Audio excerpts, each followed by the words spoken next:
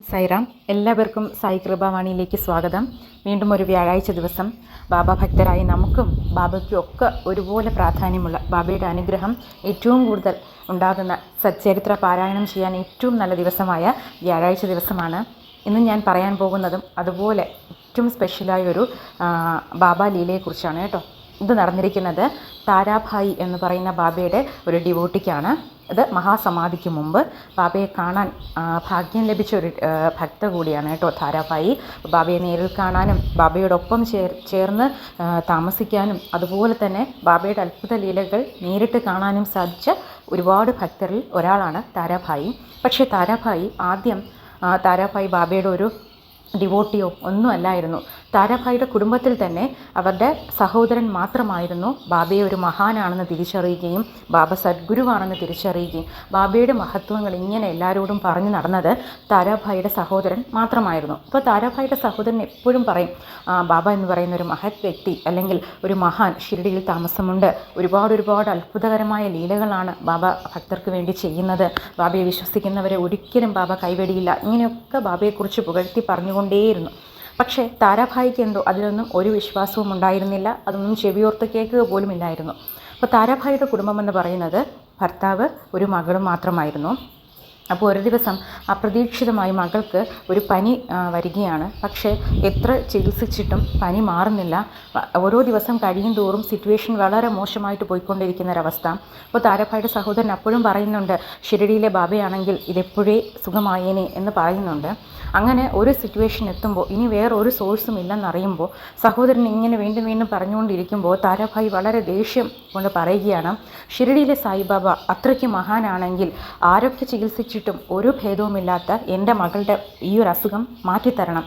അങ്ങനെ മാറ്റുന്ന സമയത്ത് ഞാൻ ബാബ ഒരു മഹാനാണെന്നും അതോടൊപ്പം എൻ്റെ സകല കുടുംബവും ബാബയുടെ കാൽക്കൽ പോയി ശരണാഗതി പ്രാപിക്കും എന്ന് പറയുകയാണ്. ഇനിയുള്ള എൻ്റെ കുടുംബത്തിൽ ഓരോരുത്തരുടെയും ജീവിതം ബാബയെ ആശ്രയിച്ചായിരിക്കും. പക്ഷേ അതിന് എനിക്ക് പകരം നൽകേണ്ടത് എൻ്റെ മകളുടെ ഒരു രോഗം മാറ്റിത്തരണം എന്ന് വളരെ ശാഠ്യത്തോടുകൂടി പറയുകയാണ്.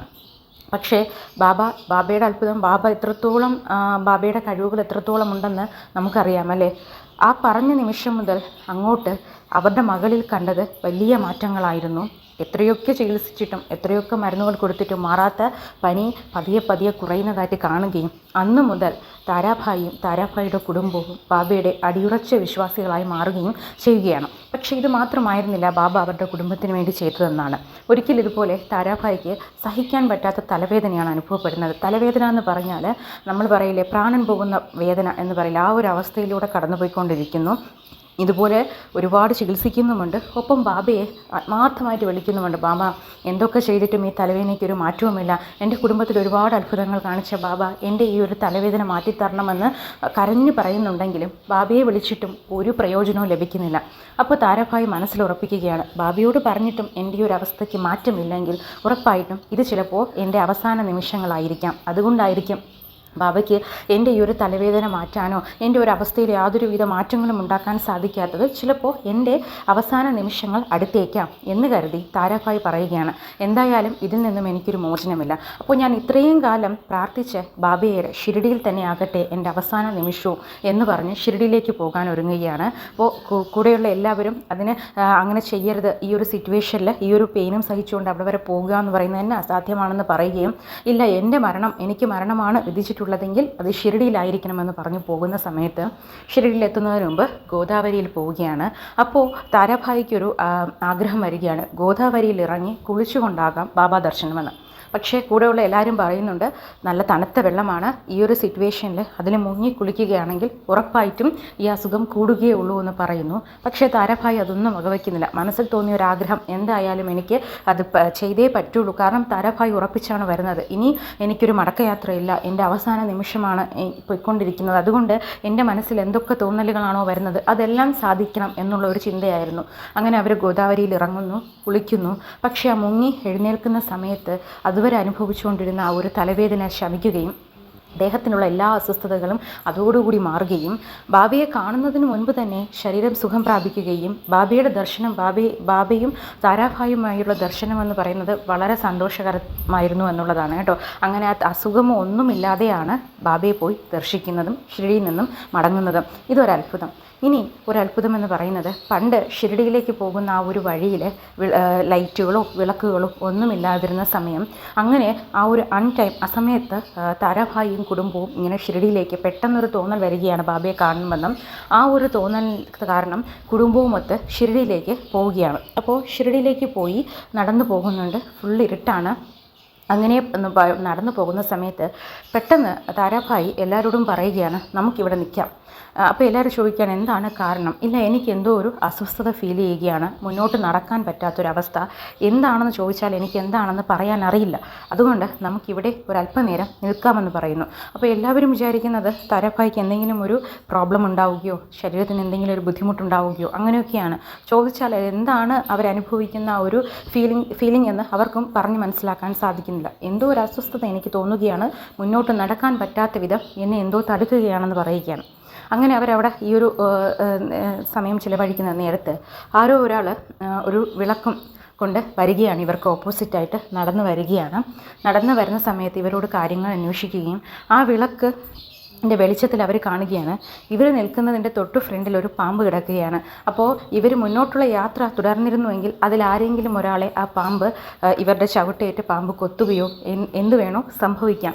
അപ്പോൾ ഷിരഡിയിലേക്കുള്ള യാത്രയിൽ അത് മുൻകൂട്ടി തിരിച്ചറിഞ്ഞ ബാബ അവരെ അവിടെ ആ കറക്റ്റ് സമയത്തിന് അവിടെ അവരുടെ യാത്ര തടഞ്ഞു എന്നുള്ളതാണ് കേട്ടോ. ഇങ്ങനെ ഒട്ടനവധി, കാരണം ഒരിക്കൽ അതുപോലെ തന്നെ താരാഭായിയും കുടുംബവും ഷിരഡിയിലേക്ക് ബാബയെ കാണുന്നു. ബാബയെ ദ്വാരകാമയിലേക്ക് സന്ദർശിക്കുന്ന സമയത്ത് താരാഭായിയുടെ ഹസ്ബൻഡിൻ്റെ കാലിൽ വല്ലാത്തൊരു പെയിൻ, ജോയിൻറ്റിന് വല്ലാത്തൊരു പെയിന് അനുഭവപ്പെടുകയും നിൽക്കാൻ പറ്റാത്തൊരവസ്ഥ വരുന്ന സമയത്ത് ബാബ ഉതി അവിടെ പുരട്ടി ആ കാലുവേദന ഉടനെ തന്നെ സുഖപ്പെടുത്തിയെന്നും ഒക്കെ പറയുന്ന അത്ഭുത ലീലകൾ ഒരുപാടുണ്ട് കേട്ടോ.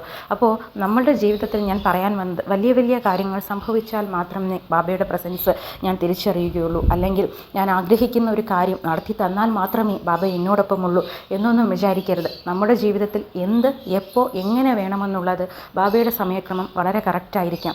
നമ്മൾ എന്ത് ചെയ്യുക, എന്താണോ ഞാൻ ആഗ്രഹിക്കുന്നത്, അല്ലെങ്കിൽ എൻ്റെ ഇപ്പോഴത്തെ അവസ്ഥ എത്ര തന്നെ മോശമായിരുന്നാലും ഒരു നാൾ ബാബ അതെല്ലാം മാറ്റി ഞാൻ ആഗ്രഹിക്കുന്ന ഒരു ജീവിതം എൻ്റെ മുമ്പിലെത്തിക്കും. അതുവരെ ഞാൻ കൂടെ കൊണ്ട് നടക്കുന്ന രണ്ട് മന്ത്രം ശ്രദ്ധ, സബൂരി, ഇത് രണ്ടും മാത്രമായിരിക്കും എന്ന് മനസ്സിലങ്ങ് ഉറപ്പിക്കുക കേട്ടോ. അതാണ് നമ്മൾ ചെയ്യുന്ന സർവസ്വ ശരണാഗതി. കാരണം എല്ലാം ബാബയുടെ സമയം എന്താണോ അതിൽ ഞാൻ പരിപൂർണമായും വിശ്വസിക്കുന്നു എന്നുള്ള ഒരു മൈൻഡ് സെറ്റിൽ നമ്മൾ എത്തുന്ന സമയത്ത് നമ്മളും ബാബയിൽ സറണ്ടർ ചെയ്യപ്പെടും. അതുവരയ്ക്കും നമ്മുടെ ഭക്തി പൂർണ്ണമല്ല എന്ന് എപ്പോഴും മനസ്സിലുറപ്പിക്കുക. എന്തു തന്നെ വന്നാലും മനസ്സിലുള്ള ആ വിശ്വാസം ഒരിക്കലും കൈവിടാതിരിക്കുക. ബാബ ഉറപ്പായിട്ടും നമുക്ക് നല്ലത് മാത്രമേ ചെയ്യുകയുള്ളൂ. ബാബ നമ്മളോടൊപ്പമുണ്ട് എന്നുള്ള ഒരു കംപ്ലീറ്റ് സറണ്ടർ അത് നമ്മൾ കൊണ്ടുവരിക കേട്ടോ. എങ്കിൽ മാത്രമേ നമുക്ക് ബാബയുടെ പ്രസൻസ് ഉറപ്പായിട്ടും അറിയാൻ സാധിക്കുകയുള്ളൂ. അപ്പം ഈ വീഡിയോ കാണുന്ന എല്ലാവർക്കും എല്ലാവിധ നന്മകളും നേരുന്നു. ഓം സായിറാം.